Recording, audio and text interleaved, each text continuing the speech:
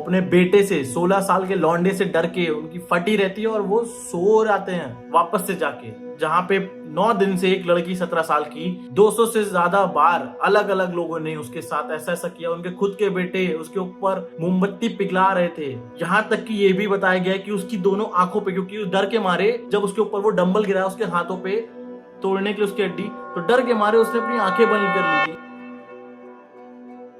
Video को शुरू करने से पहले मैं आप सभी से रिक्वेस्ट करना चाहता हूं कि अगर आपको किसी और के ऊपर होते हुए जुल्म और शोषण से अगर आपका मन विचलित होता है या फिर आपको बहुत बुरा लगता है और आपकी नींदें उड़ जाती हैं, तो प्लीज इस वीडियो को ना देखें, क्योंकि इस वीडियो में ऐसी ऐसी चीजें यूज हुई हैं या ऐसी ऐसी चीजें हुई हैं विक्टिम के साथ जो कि हर कमजोर दिल वाला आदमी ना सुन सकता है ना उसको डाइजेस्ट कर सकता है। तो please It's a request to leave this video if you are light-hearted. Thank you so much. और मैं चाहता तो नहीं हूँ उसमें अपील करने के लिए, कुछ बोलने के लिए, but thank you so much. हमारे 1000 सब्सक्राइबर फाइनली पूरे हो चुके हैं। जो लोग इस चैनल को सपोर्ट कर रहे हैं, सब्सक्राइब कर रहे हैं, अपना वैल्यूएबल टाइम दे रहे हैं, उन सभी को बहुत बहुत थैंक यू। और कुछ रीजंस की वजह से अभी वो ग्रीन स्क्रीन वाला सेटअप थोड़ा सा चेंज हो गया है, बट कंटेंट क्वालिटी हम कोशिश करेंगे कि इम्प्रूव कर सकें। तो वीडियो को शुरू करते हैं।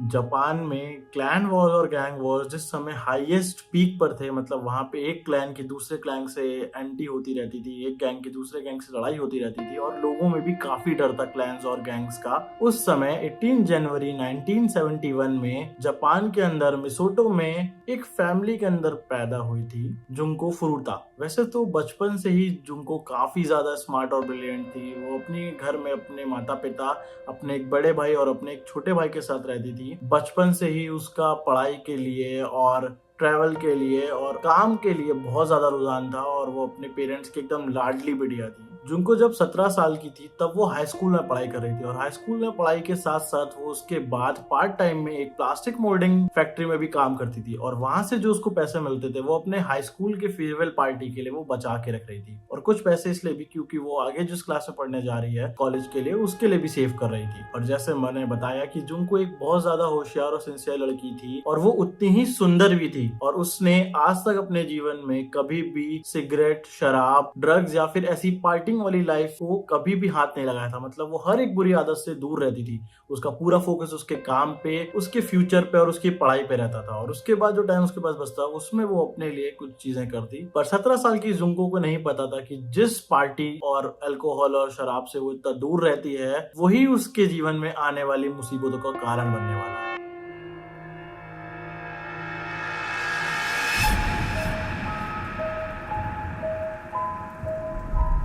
जुंको के ही हाई स्कूल में पढ़ने वाला एक और लड़का 18 साल का हिरोशी मियानो, जो कि उस टाइम के पॉपुलर गैंग याकुजा क्लैन को रिप्रेजेंट करता था, वो जुंको को कहीं देख लेता और उसका दिल जुंको पे आ जाता है। तब वो जुंको को सबके सामने प्रपोज करने के लिए जाता है, पर जुंको उस प्रपोजल को कि मेरा इन सब में दिलचस्पी नहीं है इसको बोलते हुए नकार देती है और वो बात हिरोशी के ईगो पे लग जाती है। पर वो कोशिश करना बंद नहीं करता। वो सोचता है कि मैं एक ऐसा प्लान बनाता हूँ कि एक दिन जुंको के पीछे जब कभी गुंडे पड़े होंगे तो वो आएगा वहां पे और हीरो की तरह उसको बचा लेगा और गुंडों को मार के भगा देगा, और जिसकी वजह से जुंको के दिल में उसके लिए प्यार और उसके दिमाग में जो हिरोशी है वो एक हीरो बन जाएगा। तो वो अपने प्लान के अकॉर्डिंग एक दिन वैसे ही कर रहा होता है। तो जब जुंको अपने पार्ट टाइम वर्क खत्म करके अपने घर की ओर जा रही होती है अपनी बाइक पे, तभी हिरोशी का एक दोस्त उसके कहने पे जुंको को इतनी जोर से मारता है कि जुंको अपनी साइकिल के साथ गिर जाती है। और वही सब सेम चीजें होती हुई हिरोशी वहीं दूर पे छुप के खड़े होकर देख रहा होता है कि कब उसका टाइम आएगा और वो दौड़ते हुए जाएगा और अपने ही दोस्त को, जिसको उसने गुंडा बना के भेजा, उसको मार के वहां से भगा देगा और जुंको की नजर में एक हीरो बन जाएगा। तो प्लान के अकॉर्डिंग वैसे ही होता है। हिरोशी का दोस्त जाता है, जुंको को साइकिल से गिरा देता है और तभी हिरोशी जाके उसको भगा के वहां पे जुंको की मदद करता है और धीरे धीरे उसका विश्वास गेन कर लेता है, ठीक है, ट्रस्ट गेन कर लेता है। पर जुंको ने कभी ऐसा नहीं सोचा होता है कि जो उसने उसके प्रपोजल को मना किया था उसको वो ईगो पे लेके बैठता है और उसके लिए ऐसी ऐसी चीजें होने वाली होती हैं, ये कभी भी 17 साल की जुंको के दिमाग में भी नहीं गई। तभी एक दिन उसका भरोसा जीतने के बाद उसको घर छोड़ते वक्त हिरोशी उसको एक अबंडेंट वेयर हाउस में ले जाता है करीब रात के 9:30 बजे और वहां पे उसके साथ कम से कम 7 बार उसका शारीरिक शोषण करता है। और इतना ही नहीं, उसके अंदर जो भड़ास भरी होती है वो उसको अपनी स्कूल की बेल्ट से और उसको मार पीट के निकालता है और रात भर उसके साथ शोषण करने के बाद वो उसको एक होटल में ले जाता है और वहां पे अपने 2 और दोस्तों को बताता है कि मैं ऐसे ऐसे एक लड़की को ले आया हूँ जुंको को, और उनको ब्रैग करता है। तभी उसके दोस्त कहते हैं कि अच्छा, हमें भी देखना है और हमें भी उसके साथ ऐसी चीजें करनी है। और 25 नवंबर 1989 को वो अपने 2 दोस्त जो ओगुरा, जो कि 17 साल का होता है, और 17 साल का ही यासुशी वाटानाबे को भी उसी होटल में बुला लेता है और वो तीनों लोग बारी बारी जुंको के साथ शारीरिक शोषण करते हैं और उसको सिर्फ शोषण नहीं करते बल्कि उसको बुरी तरह मारते भी हैं। तब वो दोनों लोग घर चले जाते हैं अपना मन भरने के बाद। तो हिरोशी उसको सुबह के 3 बजे के करीब पास में ही होटल के एक पार्क होता है वहां पे ले जाता है, जहां पे ऑलरेडी जो ओगुरो वाटानाबे और एक और लड़का नोबुहारू मिनाटो उनका वेट कर रहा होता है। और नोबुहारू मिनाटो उन चारों लोगों को, मतलब जुंको को, हिरोशी को, जो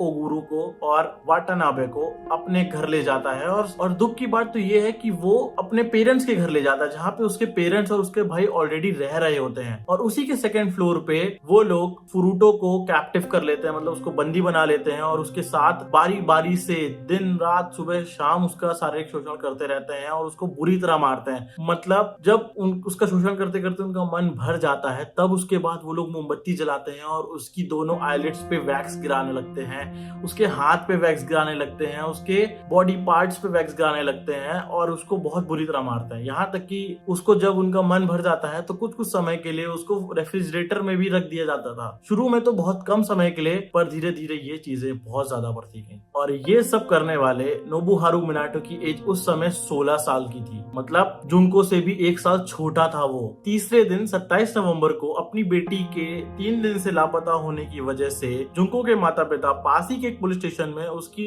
रिपोर्ट लिखवाने जाते हैं मिसिंग की। पर यह बात उन चारों लॉन्डो को पहले से पता थी। इस वजह से वो होशियारी दिखाते हुए जुंको से पहले ही उसके घर पे कॉल करवा देते हैं कि तुम अपने घर पे ये बोलो कि तुम अपने एक दोस्त के साथ घर छोड़ के भाग गई हो और तुम जहां हो वहां पे अच्छी भली हो और उसकी चिंता ना करें और ना ही कोई रिपोर्ट ऐसा करके कंप्लेन करने की जरूरत है। जुंको जब मना करती है तो क्योंकि वो याकुजा गैंग से होते हैं, इस वजह से वो उसको थ्रेटन करते हैं कि याकुजा गैंग को हमने तुम्हारे एड्रेस के बारे में बता दिया है, अगर जैसा हम कहेंगे तुम वैसा नहीं करोगी तो हम तुम्हारे साथ साथ तुम्हारे परिवार को तुमसे पहले मार डालेंगे। इसी डर में जुंको अपनी फैमिली को फोन करती है और उनसे ऐसे सब बातें बोल देती है जो जो उन चारों लोगों ने उनसे बोलने के लिए कही थी। इवन यहाँ तक कि मिनाटो को जुंको के साथ ऐसा पोज करवाया जाता है उसकी गर्लफ्रेंड बना के, जिसकी फोटो वो उसके पेरेंट्स को भेजते हैं कि भैया देख लो, अब आपकी बिटिया जो है वो घर छोड़ के चली गई, अपने बॉयफ्रेंड के साथ है और खुश है। पर एक ऐसी लड़की जो कि अपने क्लास में टॉपर थी, हर नशे से हर चीज से दूर थी, एकदम से वो आपको फोन करती है कि वो घर छोड़ के भाग गई है और अपने बॉयफ्रेंड के साथ घूम रही है। ये सोच के उसके पेरेंट्स को लगता है कि ये सब फालतू की बकवास है,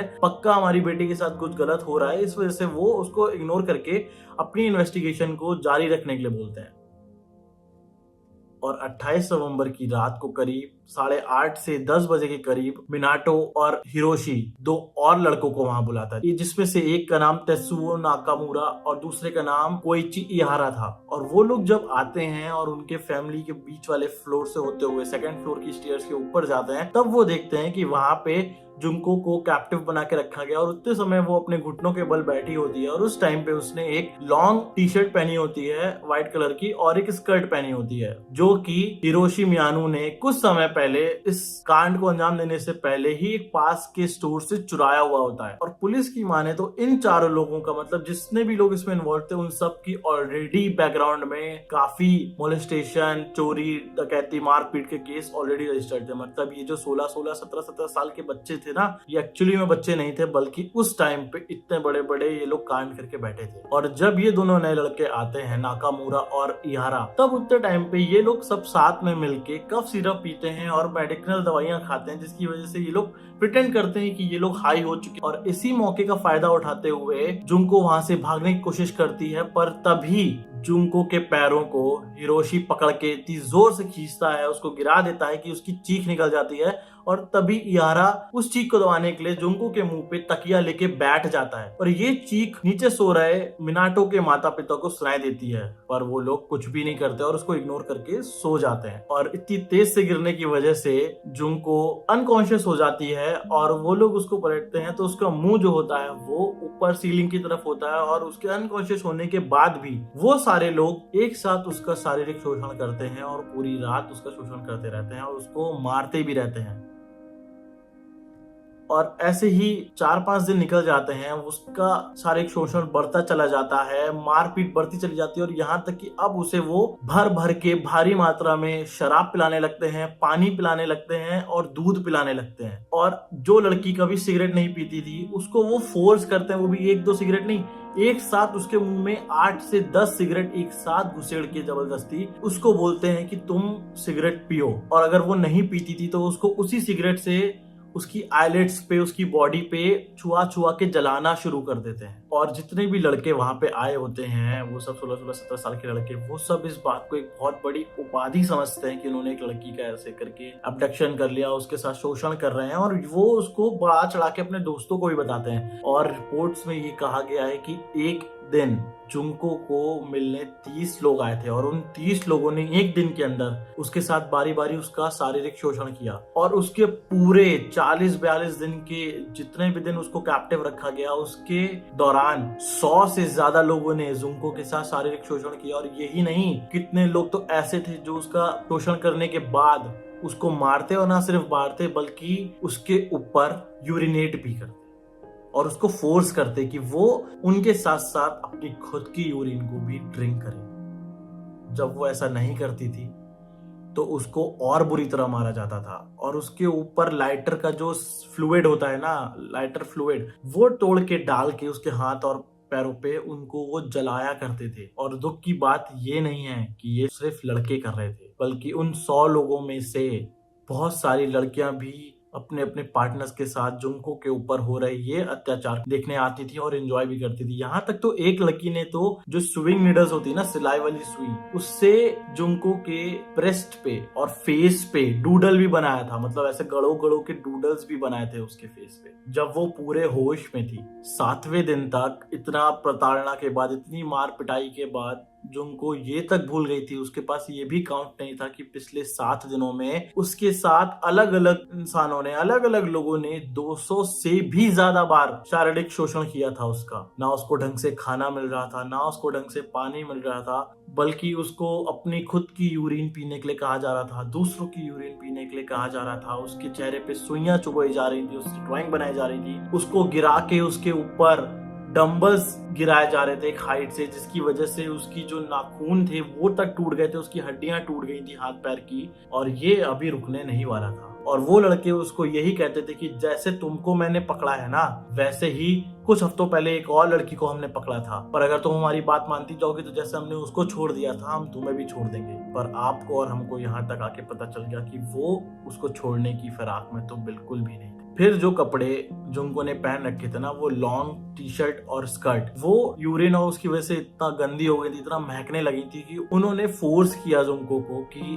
अब उनको हटा दो। और उन्होंने उस समय, मतलब विंटर्स चल रहे थे जापान में, और उस समय उसको बिना कपड़ों के बाहर बालकनी में ठंड में रात रात भर छोड़ दिया करते थे। और जब 8-9 दिन तक उसके साथ ऐसा ही करने के बाद उनका मन भर जाता था या फिर वो उससे और गुस्सा हो जाते थे क्योंकि उसके शरीर से बदबू आने लगी थी और वो ऐसी हालत होने लगी थी, तो उसको जो पहले कुछ समय के लिए रेफ्रिजरेटर में रखते थे, अब उसको घंटों घंटों भर रेफ्रिजरेटर में रख देते थे, तब तक जब तक कोई और नया आदमी या फिर उनका मन नहीं होता था उसको वापस से निकाल के उसके साथ खेलने और उसको मारने के लिए। और इन सब में एक और दुख की बात ये थी कि मिनाटो के माता पिता और उसके भाई को पता था कि ऊपर उनके बेटे और उसके दोस्त एक लड़की के साथ, एक 17 साल की लड़की के साथ पिछले 9 दिनों से क्या कर रहे हैं। पर उनको पता था कि उनका बेटा मिनाटो, जो कि पहले भी ऐसे रेप के चार्जेस में और चोरी डकैती में उसका नाम आ चुका है, वो उसके एंगर इशू से इतना डरते थे कि उन्होंने भी कुछ नहीं किया। कुछ किया तो वो मिनाटो के बड़े भाई ने, उसने बस उनको ये बोला कि अगर तुम ऐसा ही करते रहोगे तो ये लड़की एक दिन मर जाएगी।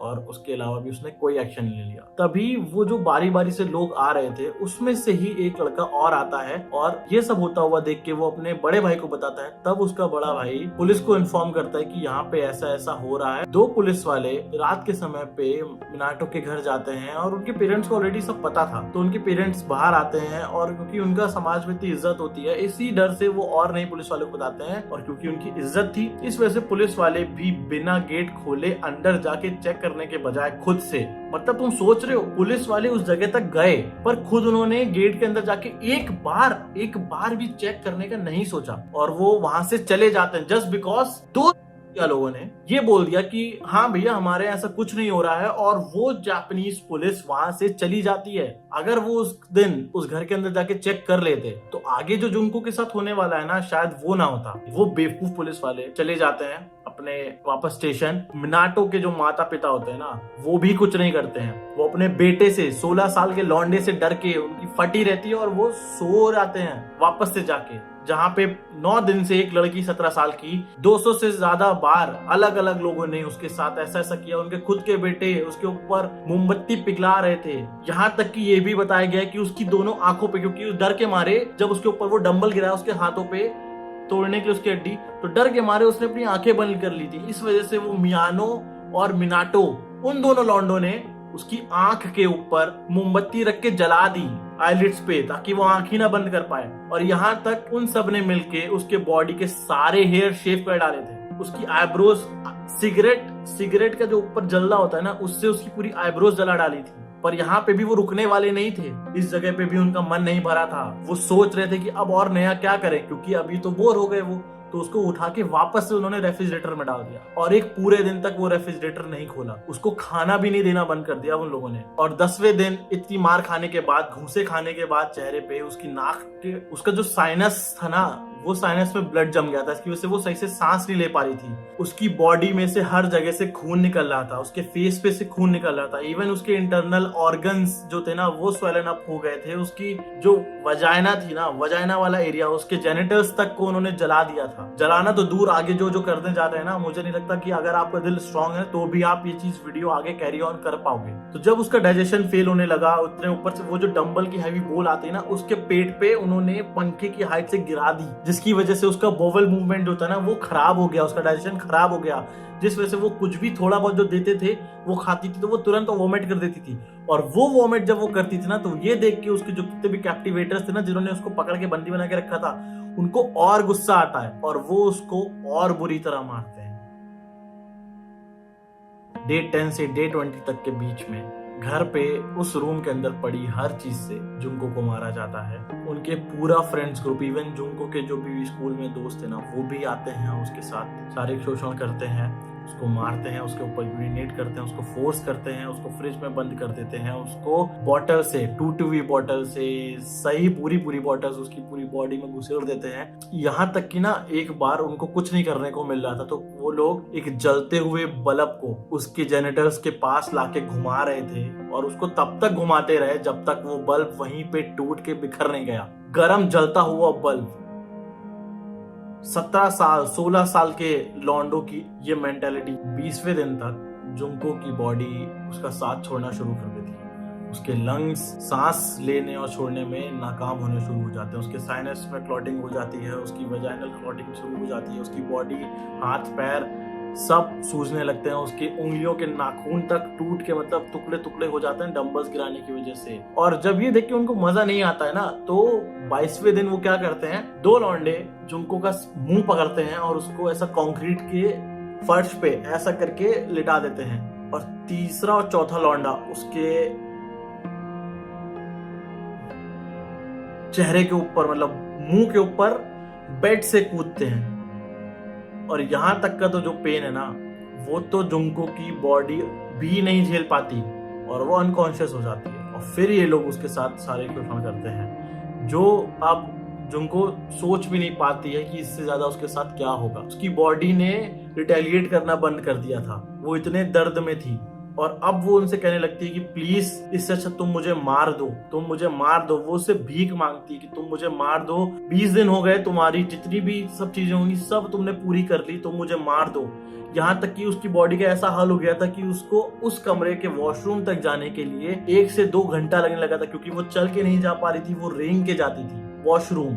और यहाँ तक अब उसकी वॉशरूम जो उसकी यूरिनेटिंग फ्लो था वो भी अनमैनेजेबल हो जाता है, मतलब उसको इरेगुलर यूरिनेशन शुरू हो जाती है।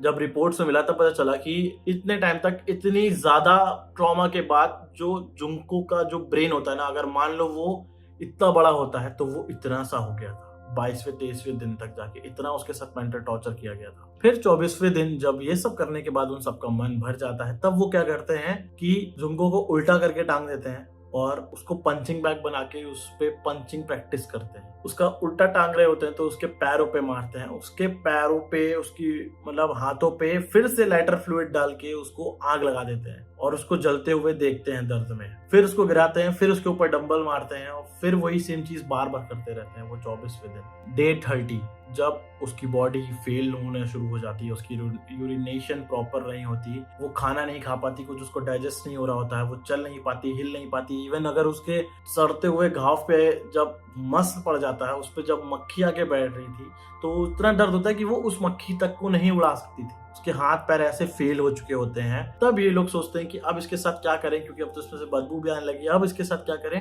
तब ये लोग एक शार्प थिक रॉड लेके आते हैं और अभी तक 30 दिन तक जो जो उसके साथ यूज हुआ ना, मैं आपको एक बार उसके बारे में बता देता हूँ कि 30 दिन तक उसके साथ उन्होंने क्या क्या यूज किया।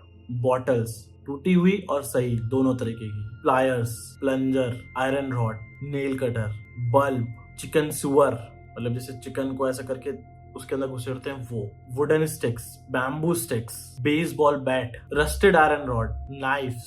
इवन एक लड़के ने तो उसके साथ उसकी जो लेफ्ट ब्रेस्ट की जो उसकी निप्पल थी उसको भी प्लायर से पकड़ के खींच के फाड़ दिया होता है। और ये बस अभी 30वें दिन तक कुछ लिस्ट बची है जो उसके साथ हुई है। पूरा तो रिपोर्ट में किसी को भी बताया नहीं गया कि उसके साथ क्या क्या हुआ है। तो कुछ दिन और ऐसे निकल जाते हैं। न्यू ईयर की दिसंबर आ जाता है और न्यू ईयर ईव होती है 1 तारीख को। तो वो अपने आप, मतलब उस टाइम पे सब पार्टी करने गए होते हैं तो वो अकेली होती है। तब वो न्यू ईयर पे देखती है, थोड़ी चांद इकट्ठा करती है और नीचे पहुंचती किसी तरह फर्स्ट फ्लोर पे। वहां पे वो फोन मिलाती है पुलिस स्टेशन, और जैसे ही वो कुछ बोलने वाली होती है तभी पीछे से हिरोशी आ जाता है और फोन उससे छीन लेता है और फोन कान पे लगा के बोलता है कि हाँ, वो मैंने ही आपको गलती से कॉल कर दिया है, कोई भी ऐसी टेंशन की बात नहीं है। जिस समय हिरोशी ये बात फोन पे बोल रहा होता है उस समय इस 40 दिन तक जुंको ने जो नहीं सोचा था, इतना सब झेलने के बाद भी उसके अंदर जो डर नहीं आया था, ये डर कि उसने फिर से भागने की कोशिश करी, पुलिस को कॉल मिलाया, वो बच सकती थी, बट उसको हिरोशी ने पकड़ लिया। और अब उसके साथ वो क्या करने वाला है ये हम और आप सोच भी नहीं सकते हैं कि जुंको किस ट्रॉमा में, किस डर में होगी उस टाइम पे कि फोन उससे उसके हाथ में आके रह गया और वो पकड़ ली गई है। जिन लोगों ने अभी तक उसके साथ इतनी चीजें कर ली, वो पकड़े जाने पर उसके साथ क्या करने वाले हैं। तो जब घसीटते हुए उसे वो फर्स्ट फ्लोर से सेकंड फ्लोर लेके जा रहा होता है हिरोशी, तब ऊपर जाके वो इतना गुस्सा हो जाता है, इतना गुस्सा हो जाता है कि उसको पूरी बॉडी बांध के एक साथ सारे डंबल्स की रॉड, मतलब जो उसकी वो रॉड होती है ना, बारबेल वाली रॉड, वो उसके ऊपर गिराता है एक साथ और उसको और बुरी तरह मारता है। 1 जनवरी को उसके साथ वापस से ऐसा ही होता है, वो लोग चले जाते हैं। फिर 2 से 3 जनवरी के बीच में वो लोग उसके साथ एक गेम खेलते हैं कि चलो अच्छा न्यू ईयर आ गया है और हम तुम्हें एक मौका देते हैं। तो वो कहते हैं कि तुम मुझे मजांग में हरा दो, हिरोशी कहता है, और हम तुम्हें छोड़ देंगे। तो इतने दिन बाद इतनी हालत, जब वो अपने हाथ से हिला भी नहीं पा रही थी मक्खी, तब भी वो न जाने कैसे, वो इतनी इंटेलिजेंट होती कि तब भी उस हालत में भी वो हिरोशी को हरा देती है। और सबके सामने एक ऐसी लड़की जिसकी हालत भी नहीं है बोलने तक की, उससे हिरोशी हार जाता है। और ये जीत शायद जुंको की एक सबसे बड़ी जीत होने वाली थी। तब हिरोशी इतना गुस्से में आ जाता है कि वो लाइटर फ्लूइड लेता है और उसके हाथ से लेके पैरों तक, सर तक, इवन उसके मुंह के अंदर, उसकी आंखों में भी वो लाइटर फ्लूइड डाल देता है और आग लगा देता है। जुंको कोशिश करती है कि वो उस आग को बुझा सके, किसी तरह अपने मुंह से तो बुझा सके। पर एक दो बार हाथ उठाने के बाद उसके शरीर में इतनी ताकत नहीं बचती कि वो हाथ हिला पाए और वो खुद को जलते हुए देख रही थी। और इस टाइम तक भी जब वो जल रही थी तो लगातार 2 घंटे तक वो सब मिलके उसको मारते रहे, उसको पीटते रहे, उसकी आंखों पे मोमबत्ती से वैक्स गिराते रहे, उसकी आंखों पे जलती हुई मोमबत्ती रख दी दोनों साइडों पे ऐसे ऐसे करके, उसको डंबल्स फेंक के मारते रहे, उसको किक करते रहे। और 2 घंटे बाद आखिरकार जुंको इस सारी तकलीफ और ट्रॉमा को छोड़ के फाइनली मर जाती है। पर उनको वो तब भी पता नहीं चलता, वो उसको वैसे ही छोड़ के वहां से चले जाते हैं। तभी जो मिनाटो का भाई है ना, वो ऊपर आता है और उनको फोन करके बताता है, वो पार्टी कर रहे होते हैं तो उनको फोन करके बताता है कि जुनको जो है वो मर गई है। और उनकी वो हालत खराब होती है कि वो सोच नहीं पाते। पर तब भी घर आते आते उनके पास एक प्लान बन जाता है कि अब पुलिस के डर से बचने के लिए, क्योंकि वो सब पहले से इतना सारा क्रिमिनल रिकॉर्ड होते हैं कि वो प्लान बना लेते हैं, तो वो क्या करते हैं, जुंको की बॉडी को एक बड़े बॉडी सूट वाले बैग में भरते हैं। और जुंको ना जब कैप्टिव हुई थी तो शुरू शुरू में जब वो बोलती रहती थी तब वो उनसे बोलती थी कि मुझे ना वो सबसे बड़ा रिग्रेट ये है कि मैंने जो टॉम्बो नाम की एक वहां पे उतना टाइम पे सीरियल था उसका फाइनल एपिसोड नहीं देख पा रही थी। तो जब उसकी बॉडी को वो उस बैग में भरते हैं तभी हिरोशी ना जाने कहां से वो वीडियो टेप ले आता है और उसके बैग में डाल देता है। इस वजह से नहीं कि उसको कोई सिंपैथी होती है, पर इस वजह से ताकि जुंको का जो भूत है ना आगे जाके, उसकी जो स्पिरिट है वो उसको आके डराए ना। तो हिरोशी उस बैग में उस वीडियो टेप को डाल देता है। फिर वो लोग वहां से थोड़ा दूर जाके एक 210 लीटर के मेटल ड्रम में, ऑयल ड्रम में उसकी बॉडी को डालते हैं और उसमें लिक्विड सीमेंट भर देते हैं। पर वो ये भूल जाते हैं कि, या नजरअंदाज हो जाता है उनसे कि उसके जो जुंको के जो थोड़े से बाल होते हैं ना, वो ड्रम के ऊपर, सीमेंट के ऊपर रह जाते हैं। और फिर वो लोग उसको वहीं छोड़ के, एकदम खंडार में छोड़ के वहां से अपने अपने घर चले जाते हैं। किसी को भी नहीं पता कि जुंको कहाँ गई, कैसे गई, उसके पेरेंट्स को भी नहीं पता जुंको कहाँ गई, कैसे गई। वो सब फ्री हो गए। मिनाटो के पेरेंट्स को पता था कि क्या हुआ है, बट उसके बाद उन्होंने कोई कॉल नहीं ली। तब एक बार, क्योंकि उनका क्राइम रिकॉर्ड था, तभी एक बार हिरोशी को पुलिस पास में ही एक लड़की का और ऐसा शोषण और अबडक्शन होने की केस में पूछताछ करने जाती है। पर हिरोशी इतना बेवकूफ उस मामले में कि उसको लगता है कि वो कौन से के बारे में पूछ रहे हैं, क्योंकि उसने तो इतने सारे कर रखे हैं। तो वो गलती से जुंको के बारे में बताने लगता है और उसको लगता है कि शायद उसके जो दोस्त हैं उनमें से भी किसी ने मुंह खोल ही दिया होगा। तो वो खुला बैठ के पुलिस को सब बताने लगता है। और तब पुलिस कहती है ये तो हमने सोचा नहीं था। और जब पुलिस वहां चेक करने जाती है तब उनको वो 210 लीटर का ऑयल ड्रम मिलता है और उसके अंदर जब वो काट के निकालते हैं तब जुंको की ऐसी हालत की बॉडी मिलती है कि उसकी पहचान भी नहीं कर सकते। फाइनली उसकी पहचान उसकी फिंगरप्रिंट से होती है। और जब जुंको के पेरेंट्स को वहां बुलाया जाता है ना, तो उसकी माँ जब उसको देखती है तो उसके ट्रॉमा और शॉक से वो सालों तक साइकेट्रिस्ट को मिलने जाती थी। मतलब उनको लिटरली इतना मेंटल ट्रॉमा होता है कि सालों तक उनको उसकी मेडिकेशन करवानी पड़ती है। और इन सबको अपनी बातों छुपाने की वजह से जो हिरोशी है उसकी माँ उन्हें 50 मिलियन येन देती है, ताकि वो लगभग $3.5 लाख देती है, ताकि वो मुआवजे के तौर पे, वो जब पकड़े जाने के बाद कोर्ट उनके कहता है। अगर आपको लगता है कि ये सब होने के बाद भी वो जो लोग हैं वो मतलब जेल में ही रहे होंगे, तो नहीं भैया, वो अपनी अपनी जो सजाएं थी ना उनको 18 साल 19 साल, उन सब के बाद भी वो बाहर, उससे पहले ही बाहर निकल आए थे। और उन्होंने बहुत लोगों के साथ वापस से ऐसे ऐसे चीजें दोबारा करी। उन्होंने फिर से दूसरे लोगों को पकड़ पकड़ के उनका शोषण किया। एक की तो शादी हो गई थी तो वो अपनी बीवी को छोड़ने के बाद किसी और आदमी को मारने चला जाता है। हिरोशी जो है वो बार बार ऐसे केसेस में सामने आ रहा होता है। एक में तो उनमें से एक तो जज से कहता है कि आप हमारी 18 से कम करके प्लीज सजा कम कर दो। तो जज कहता है कि तुम पहले तो ये कर रहे हो और उसके बाद तुम ऐसा भी करोगे, तो उनकी सजा को और बढ़ा देता है 5-6 साल। बट तब भी वो सब लोग अपनी अपनी सजा पूरी ही नहीं करते, मतलब उससे काफी काफी महीनों पहले। क्योंकि जापान का ये मानना था कि हम जो क्राइम है उसको कम करें, क्रिमिनल्स को नहीं।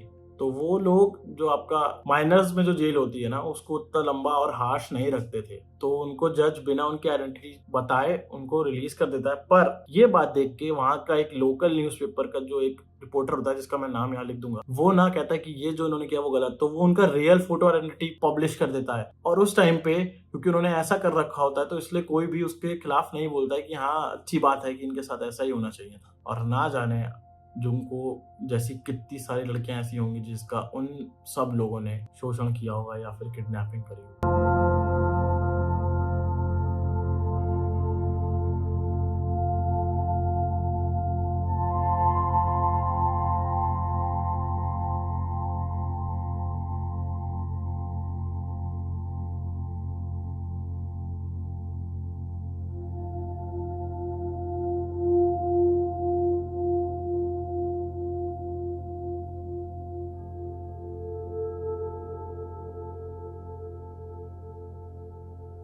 तो मेरी यही रिक्वेस्ट है आप सबसे, जितनी भी लड़कियां ये देख रही हैं, जितने भी पेरेंट्स ये देख रहे हैं, कि अगर आपका बच्चा जो कि इतना होशियार है, होनहार है, पढ़ने लिखने में अच्छा है, हर चीज से दूर रहता है, अगर वो एकदम से आपको ऐसी कॉल करे ना कि हाँ मैं ठीक हूँ और मुझे कांटेक्ट कभी मत करना, तो उसको एक नॉर्मल कॉल समझ के इग्नोर मत कर, और एक बार अपने बच्चे से पूछना या फिर कोशिश करना उनको जानने की, क्या वो किसी ऐसी संगत में बुली इसके अंदर तो नहीं है, क्या उनको कॉलेज में, स्कूल में कोई बुली तो नहीं कर रहा, क्या उनका कोई पीछा तो नहीं कर रहा है, या उनके साथ कुछ ऐसा हुआ हो जो वो आपसे बताने में डरते हो। प्लीज आप सब सेफ रहो, और अगर वीडियो यहाँ तक देखी है तो उसको शेयर करो, और हमारे 1000 सब्सक्राइबर कराने के लिए आप सभी का बहुत बहुत थैंक यू सो मच। तो स्टे सेफ, बी हैप्पी, जय हिंद, जय भारत। और एक और मेरी आपसे विनती है कि अभी गर्मी हीट वेव बहुत बढ़ रही है, तो प्लीज़ चिड़ियों, पक्षियों और जानवरों के लिए पानी रखें। अगर अपनी गाड़ी आप स्टार्ट करते हो तो एक बार उसके नीचे देख लो, या फिर हॉर्न में जाके देख लो कि उसके नीचे कोई कुत्ता या बिल्ली उसके टायरों के ऊपर या फिर गाड़ी के नीचे तो नहीं सो रहा है, ताकि उनकी जान भी सेफ रहे और आपको भी